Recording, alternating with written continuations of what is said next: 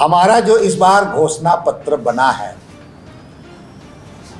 और इसको हम यहाँ के झारखंड के जो अनुरूप और झारखंड की भावना को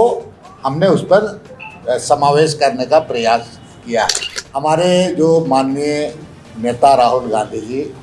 घोषणा पत्र रियलिस्टिक पर बहुत जोर दे रहे हैं कि हम जितना वही घोषणा करें जिसको हम लोग कर सकते हैं,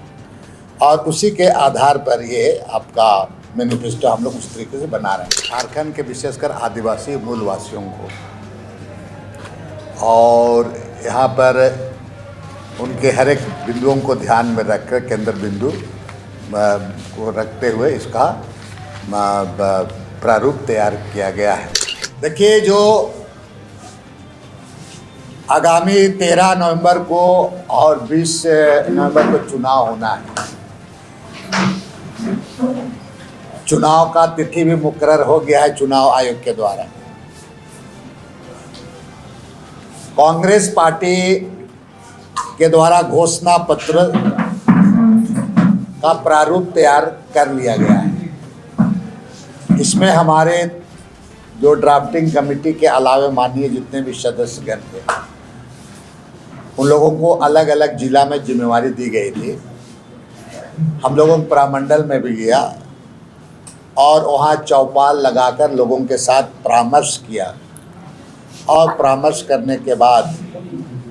जो वहाँ के महत्वपूर्ण जो मामले हैं वैसे मामलों को हम लोग मैनिफेस्टो में समाहित करने का काम किया है। आज पूरी जो प्रारूप तैयार है उसको हम कहीं कमी बेसी ना हो उसको देखा जा रहा है। और इसके बाद में कल हमारे जो मैनिफेस्टो कमेटी के राष्ट्रीय कोऑर्डिनेटर आ रहे हैं टी एस देव सिंह जी, तो उनके वो पूरा उसको समीक्षा करेंगे, और समीक्षा करने के बाद एक टीम हमारा माननीय मुख्यमंत्री से हमारे सहयोगी दलों के साथ मिलेंगे, ताकि हमारा जो घोषणा पत्र है उसका एकरूपता हो सके। हमारे जो माननीय नेता राहुल गांधी जी घोषणा पत्र रियलिस्टिक पर बहुत जोर दे रहे हैं कि हम जितना वही घोषणा करें जिसको हम लोग कर सकते हैं, और उसी के आधार पर ये आपका मैनिफेस्टो हम लोग उस तरीके से बना रहे हैं। हम हमारे सहयोगी दलों के साथ बैठने के बाद इसको हमारे जो राष्ट्रीय नेताओं के पास जाएगा,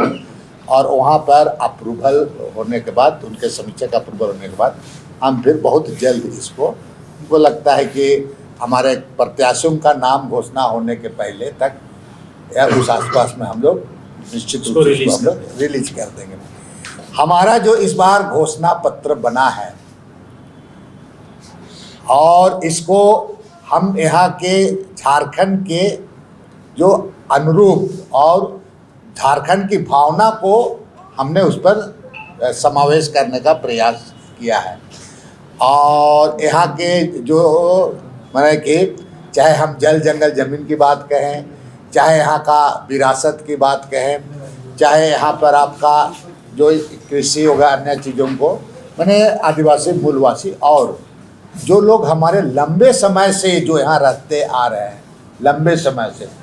जैसे एक बहुत बड़ी बात है कि जैसे हमारे सिख समुदाय के तकरीबन 150 साल से सिख समुदाय जो लोग रह रहे हैं पूरा। अब पंजाब में मैं एक बात को बता दें, पंजाब में वो लोग एसी था, कुछ एसी थे, उनको हम यहाँ पर उनको अभी कुछ उसका एसी का दर्जा नहीं है, तो उनके बारे में वैसे लोगों को भी करें। हमारे जैसे बंगाली भाषा के संबंध बंग भाषा का मामला है, उसको भी उनकी जो सेकेंड लैंग्वेज वगैरह, ये तमाम चीज़ों को इसमें समाहित किया गया। मैंने इस बार का हमारा जो मैनिफेस्टो होगा, हम निश्चित रूप से रियलिस्टिक पर, और अगर हम जनता तक इसको हम पहुंचाने का हर प्रयास हम करेंगे, ये हमारा जनता के तक ये पहुंचे।